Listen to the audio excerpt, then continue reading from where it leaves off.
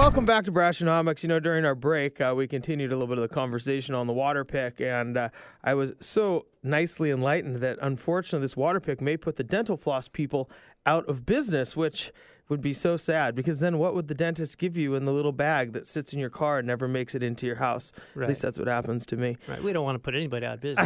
I don't, especially the dental floss people, which I think are Johnson & Johnson. Pretty sure that they'll be doing just fine. Speaking of trends, whether dental floss sticks around or the water pick takes it all over, Glen Thiessen is back with us with Transition Planning Inc., who helps families plan ahead for the major transitions in life with investment advice and securities offered through KMS Financial Services. Hello, Glenn. How are you? Pretty good. Good. I'm really pretty sore because I had a lot of workout, physical effort in rearranging our backyard last week. Yeah. Yeah, I'm okay. Well, the weather's trending up, right? Lots of fun things going on when the sun comes out. That's right.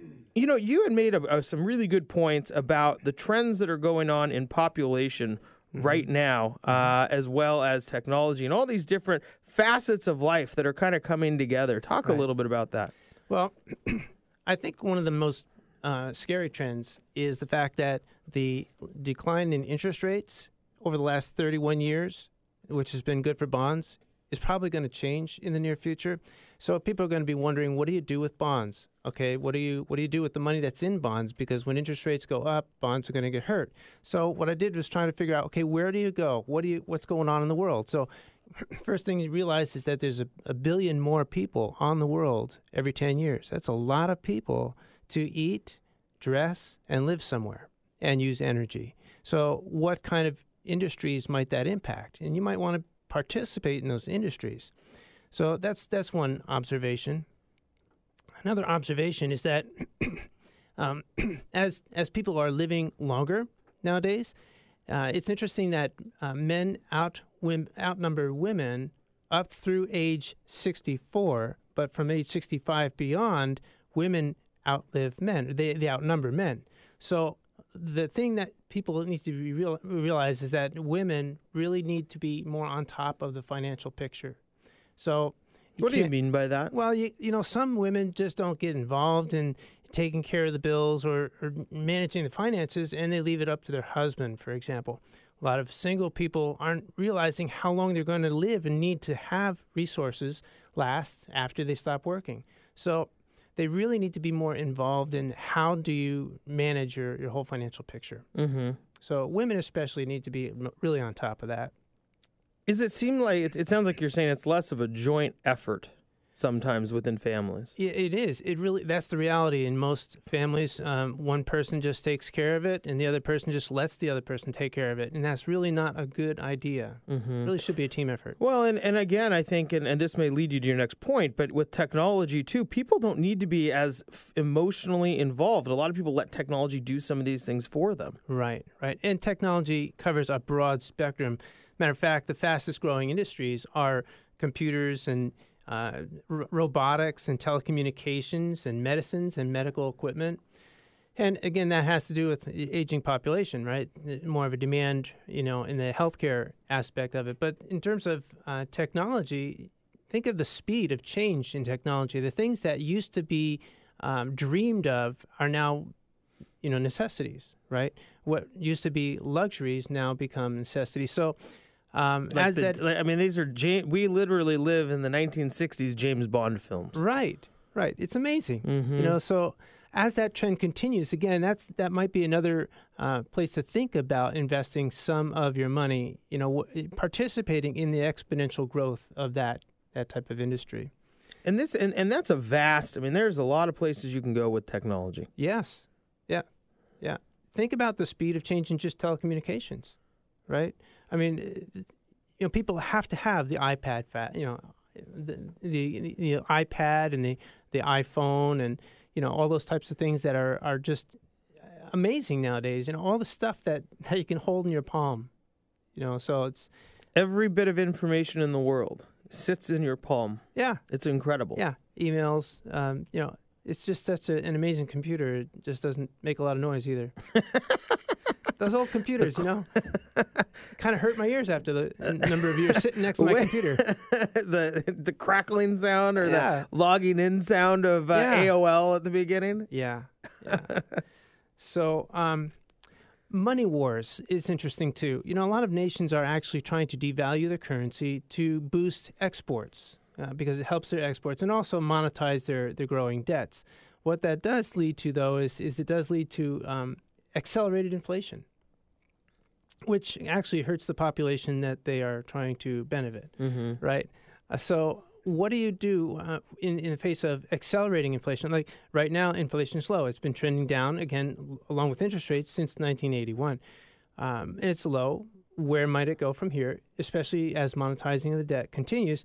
So what do you own? In the face of inflation, I would imagine that hard assets, raw materials, energy, things like that would be helpful to own in a situation like that. So when a person realizes that their bond portfolio is being devalued when interest rates start trending up, for example, with a 1% increase in interest rates, a 10-year bond loses 9% of its value, and a 30-year bond loses 20% of its value for every 1% increase in interest. So for 31 years, that has been considered the safe side of the portfolio because bonds give you steady income, and generally their values have been trending upward as interest rates went down. So that's why they're considered the safe side of the portfolio.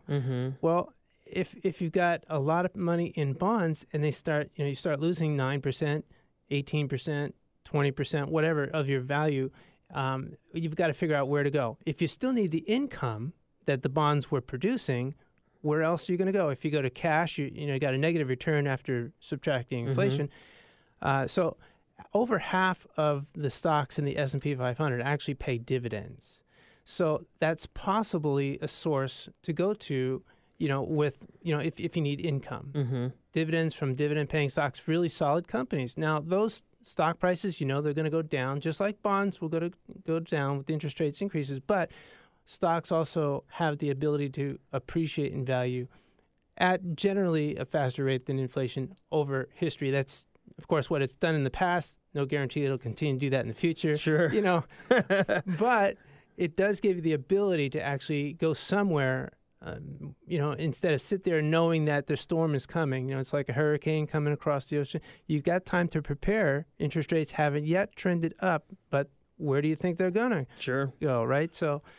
Well, and the other thing, taking advantage of some of these situations, it's people think, and just coming from the mortgage side, and we'll get into that with Ryan a little bit more later, but a lot of people don't realize they can take huge advantage of their fixed costs simply by going into a lower rate mortgage. Exactly. And so there's kind of ways that you can take advantage of both sides of this. Yes, while the rates are still low. While they're low. Yeah. Glen Thiessen joins us, wealth advisor with Transition Planning, Inc. Glenn, you had mentioned taking advantage of purchasing different things, whether it's in an energy sector or a technology sector. I kind of see two ways to do this, and maybe you can elaborate a little bit on both. You kind of have this macro way of maybe it's investing in the markets, right? And then maybe this micro way of maybe putting solar panels on your house. I mean, there's kind of ways to control both sides of that, aren't there? Yes, there are. So you can become more efficient, by owning technology. You can try to guess which company is going to be the next Apple, right? Or Google or whatever. There are things happening so rapidly that you want to just look around and, be observant in terms of where industries are going. But if you find out which one will be the next Apple or Google, let me know. I'll do that. I'd love to know. I'll do that.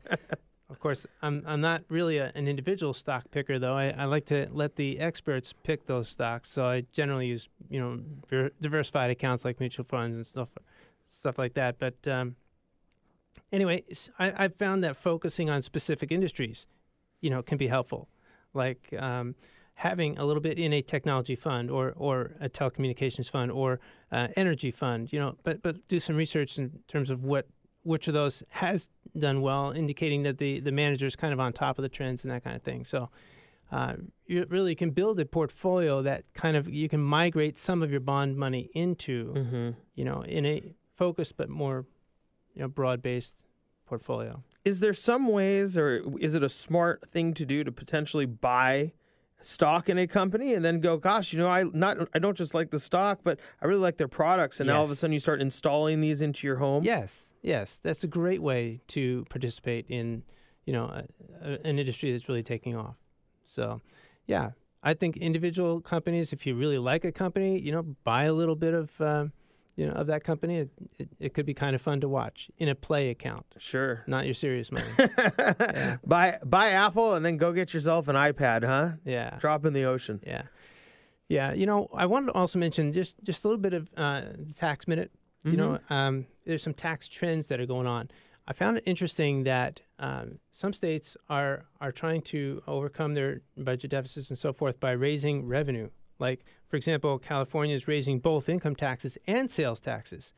Maryland is raising income taxes. So it might have an impact on the businesses in that company in that state as to whether they're going to be liking to stay there or leave.